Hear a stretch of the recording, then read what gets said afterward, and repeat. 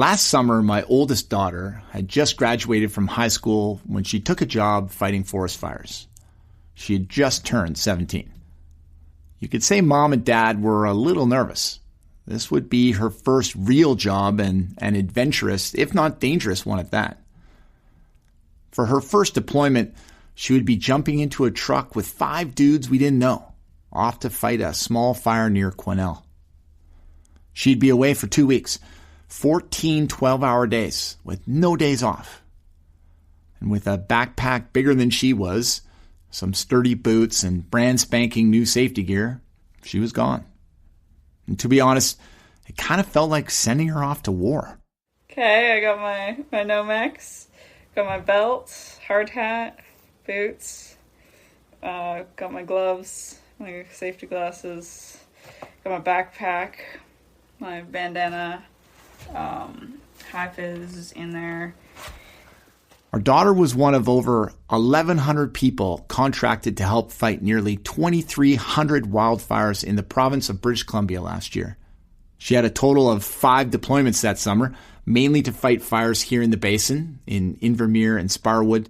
And by the end of the summer, she had all the makings of a seasoned wildfire fighter, her once shiny safety gear worn in and covered in soot. And while she was tired and beaten down after the province's worst fire season on record, her bank account was full. She'd made a host of great new friends and learned some intriguing skills along the way.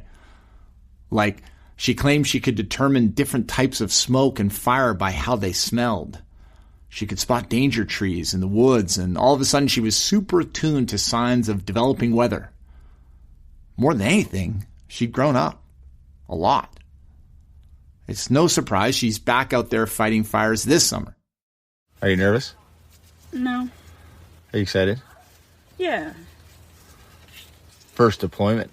First deployment of the season. Do you think it's going to be a busy fire season? Or? I hope so. Every year, the threat of forest fire seems to weigh us down more and more. We loathe the smoky days, always afraid for our towns, our homes, praying the worst doesn't happen. While there are positive sides to fire, like the natural role burning plays in our ecosystem, it's an odd juxtaposition to think that fire has given some young people the opportunity to learn, grow, and to earn money. It's strange that our daughter's summer livelihood, her coming of age, and one of her more profound life experiences all came about because our forests are burning down.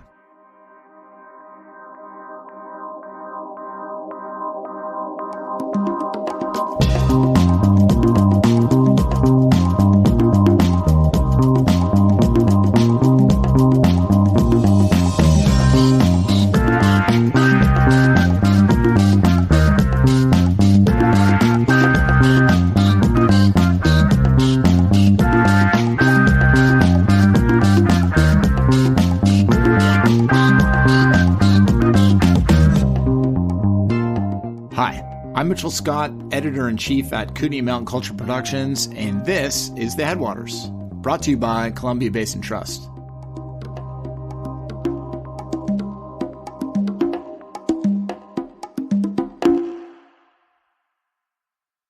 In this episode, we're going to explore the hot topic of fire. For British Columbia and the Columbia Basin, fire is a critical climate issue. It's an incredibly powerful force and plays a fundamental role in how our planet functions.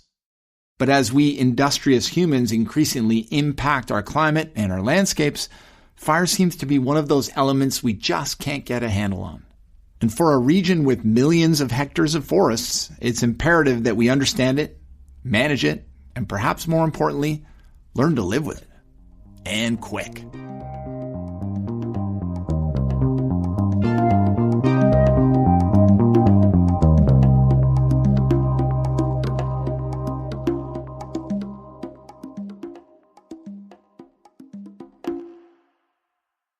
Let's start at the site of a prescribed burn.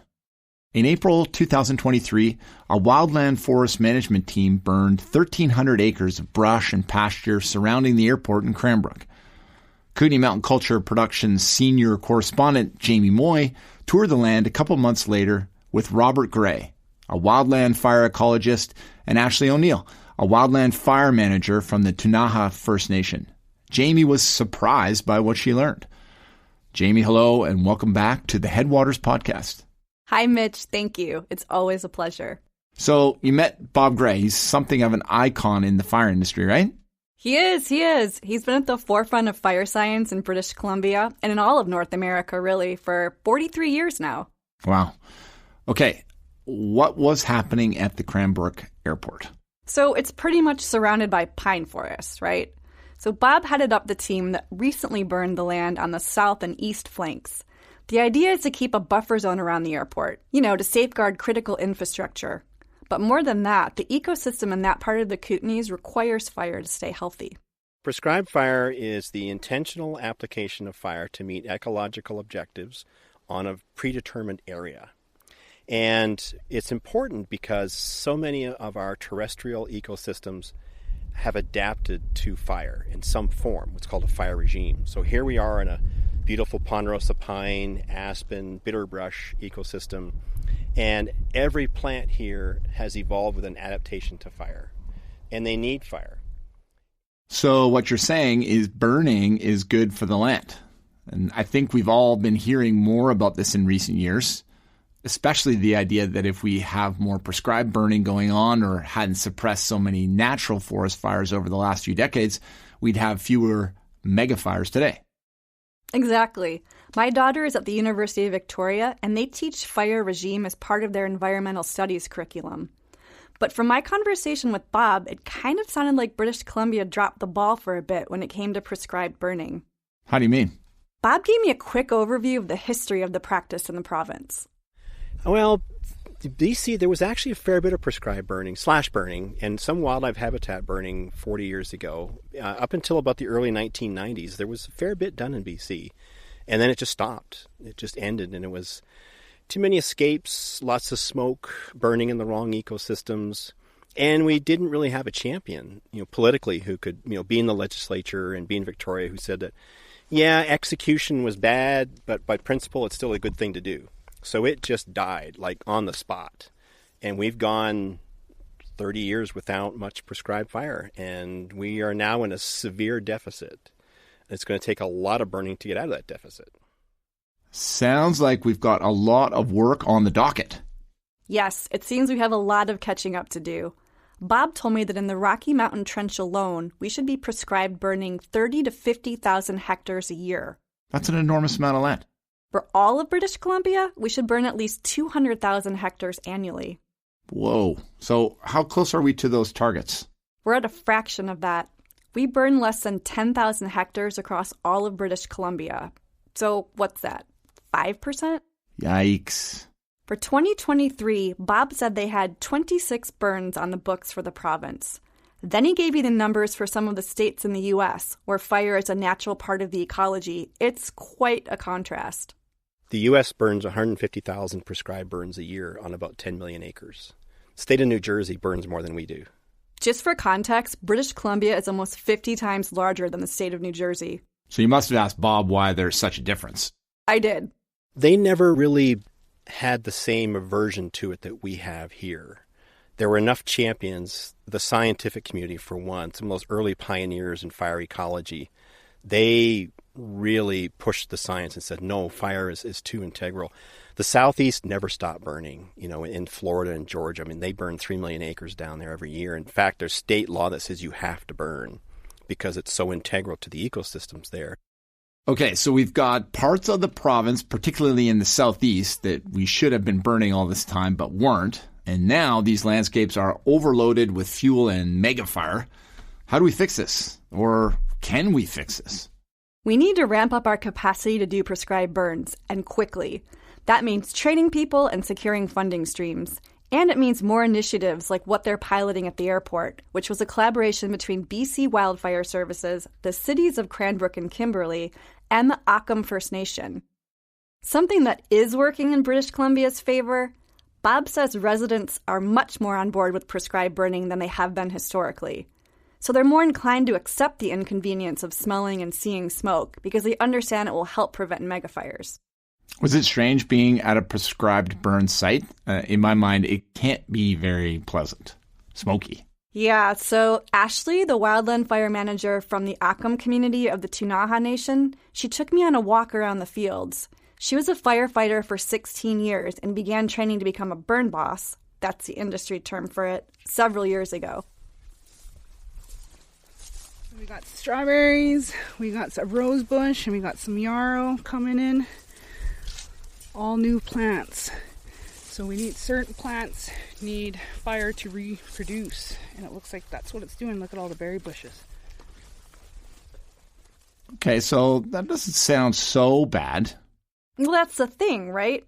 Fire is actually good for this ecosystem. What's not good for anything or anyone is megafire. The type of fire they started on the land at the airport, let's call it regular fire, doesn't destroy. It cleans house, so to speak, and it rejuvenates. And remember, Mitch, prescribed burns like this have been a practice of indigenous peoples for thousands of years. Because it is part of our culture. We lost that a long time ago, and residential schools and colonization had contributed to that as well. So it's nice to see that when I hear all the elders talking to me about burning again, they're like, we used to do that. And I was like, yeah, I want to hear your stories, right? Because those are our knowledge holders, and they're the ones who burnt before us. And so passing on that knowledge is critical. And also, if we don't pass it on and teach the young ones, there's not going to be anything left. Ashley is learning a practice that was originally part of her culture, then it was lost, and soon she'll be teaching it to others? Yes, she's a full-fledged burn boss now, working in the East Kootenay, and training more burn bosses is a priority. That gives me some hope. Me too. Ashley told me something else she learned from her elders about her culture. So Ktunaxa Nation, we did quite a circle, right? We were travelers. And after we were done in a certain area, we would actually burn the land behind us. And then when it take us a year or 2 years to come back, we noticed that the ground was replenished, right? Certain berries, certain native plants need fire, certain trees need fire to grow more trees. The fire will take whatever tree it wants, bring down those canopies, promote grassland. And what brings in grassland? Animals, right? And then we ate the animals. So it was a circle of life. We knew that fire was beneficial to us, and we knew this for centuries, long before colonization came in. Right? For instance, I cut down a 200-year-old Douglas fir tree, and I looked at it, and there was no fire rings in it at all. Never seen fire ever. That's probably why it didn't last. So fire is crucial. We need fire. It's a natural part of the ecosystem. Is cultural burning going to be a part of prescribed burns going forward? Yes, absolutely, especially with Bob and Ashley at the helm. We have to basically start to reestablish that pattern on the landscape, and that pattern came from both lightning and indigenous stewardship. So if we're going to get out of this pattern of megafires with all the attendant consequences, the negative consequences, smoke, damage to industry, evacuating communities, human health, all of that, we have to go back to doing a lot more prescribed burning and a lot more cultural burning.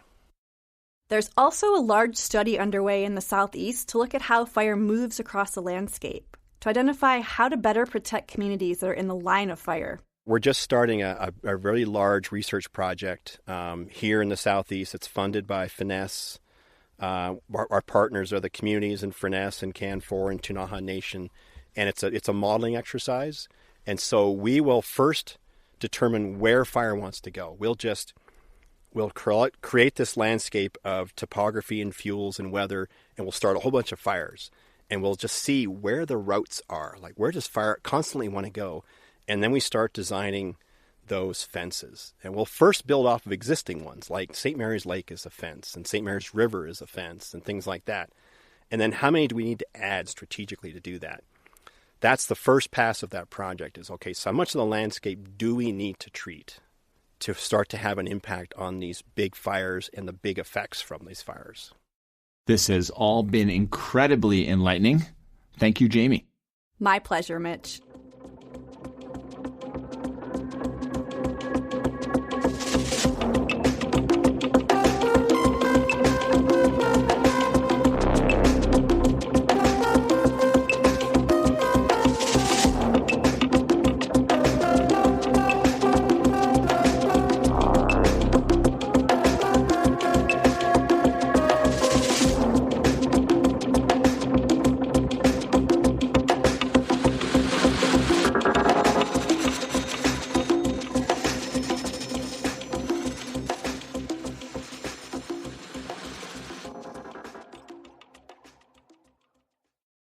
While Bob and Ashley and others in the East Kootenay work to better understand and manage wildfire's impact on the land, there are also public programs to help residents learn to better manage their homes and their communities.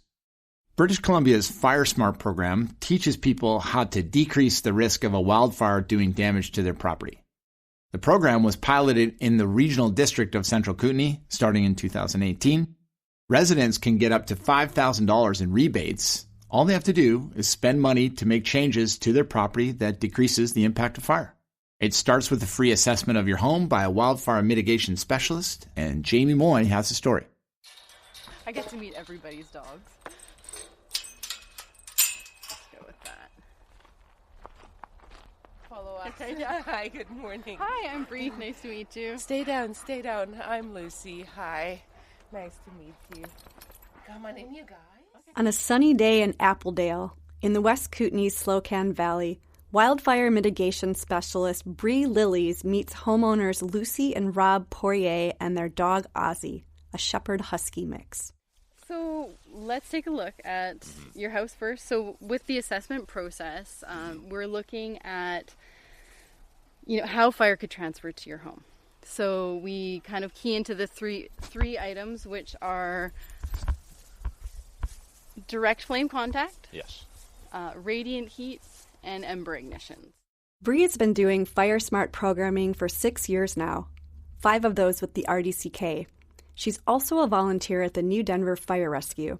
The Poiriers recently moved from a townhouse in Burnaby, which is near Vancouver.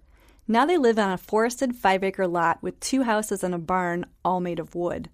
They soon noticed they had dead trees on their land and contacted an arborist to do some felling.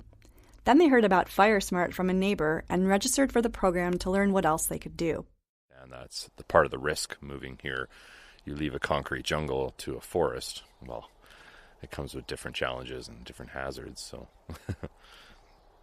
my wife told me, actually, stop doing more work outside. Let's bring someone in who can help guide us and make sure we're not wasting time and effort. And I think the biggest reason why we were falling trees, you were asking, is just, my daughter's 3. We got another kid on the way. A lot of dead standing birch. She's always down playing by the creek, and it's just, you want to safe it out, right? So. Since starting Fire Smart in 2018, the RDCK has conducted nearly 2,000 assessments on private properties. The program is not just for recent transplants or people who live on forested lots. Every home is eligible. We're looking for vulnerabilities on the structure first, so we look from the roof down the walls out into the surrounding vegetation. And I just break down the steps for homeowners to take so that they can start working on reducing the risk and impact of wildfire.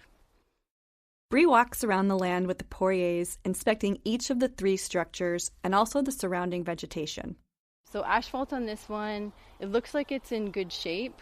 We're looking for, the Class A rated means that it's non-combustible with the proper installation. So it looks like it's really sound. Let's do a full walk around. No, for sure. So you've got metal drip edge. So what we're looking for is exactly that, so that wind-blown embers couldn't get up and underneath those asphalt. Yeah, exactly. It looks like it's well sealed. After Bree completes her visual inspection, which typically takes an hour or 2, she'll produce a written report for Lucy and Rob, including photos, that details exactly what needs to be done on their property to reduce the risk of losing their home to a wildfire, or what's called recommended Fire Smart mitigation actions. Recommendations range from relatively simple, like raking up leaves, to more complex and expensive, like replacing siding or decking. The report is private, and homeowners are under no obligation to complete any of the recommendations. But if they do, they'll be compensated for their time at a rate of $32 per hour and materials for a total up to $5,000. So once you've completed your assessment, any of the work that you choose to do following is eligible for the rebate program. So just for, cleaning your gutters, making those changes like raising up the gutters to meet that metal drip edge, any of the work that you do based on my recommendations today is eligible for that. So just track your hours and time. While Bree can't reveal the details of her findings to anyone except the Poiriers for privacy reasons, she confirms that they've done good work by removing dead trees and combustible materials from the perimeter of their houses and barn. Now she says they need to focus on the structures themselves. Rob, Lucy, and presumably Ozzy the dog are happy to have a go-forward plan. It was great, really educational, and really opened my eyes up to what we can do to further safe out our place and our whole property for our sake and the community. So I think I need to sit down and look at all the paperwork and see what's highest priority.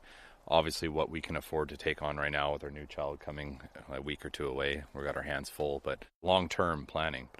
It's great that we can pinpoint things, and some things are quickly achievable and some things are longer term.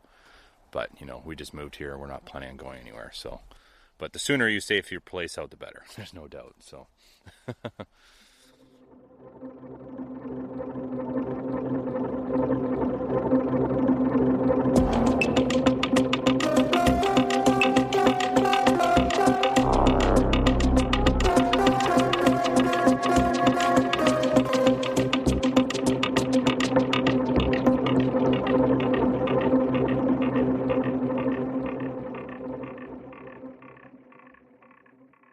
In 2023, one of the best books of the year, according to the New York Times, the Washington Post, and, pretty much every place that reviewed it, was Fire Weather, a true story from a hotter world. The author, John Valiant, lives in Vancouver. The book chronicles the devastation wrought by the 2016 fire in Fort McMurray, Alberta, which turned out to be eerily prescient of what was to come for Western Canada in terms of megafires. He spoke in Nelson last fall, where we caught up with him. Fort McMurray back in 2016 really felt like a bellwether and a watermark and every other kind of signifier you can imagine, because it was so intense, so dramatic. The fact that a fire like that overwhelmed a town that was so kind of charismatic and powerful and wealthy, and the impact that it had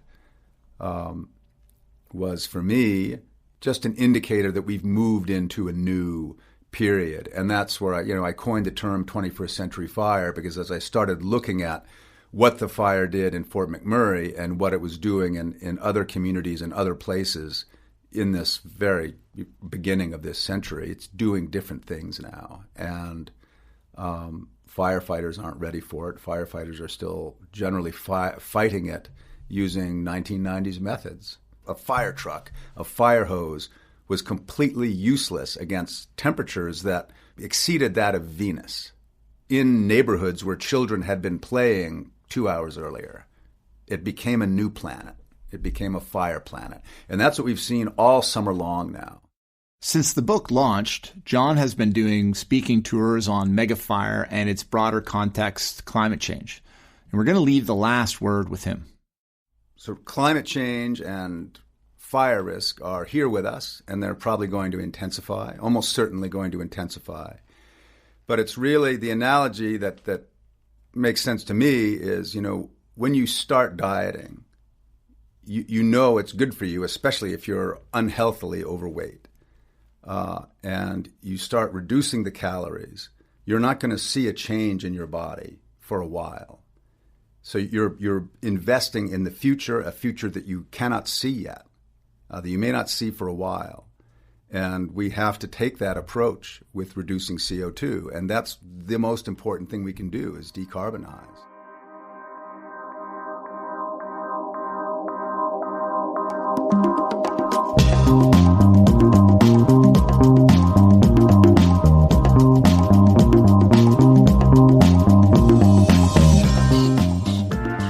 And that's our podcast.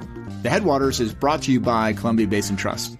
To find out more about all the good things the Trust does when it comes to supporting people and communities in the Columbia Basin, visit ourtrust.org.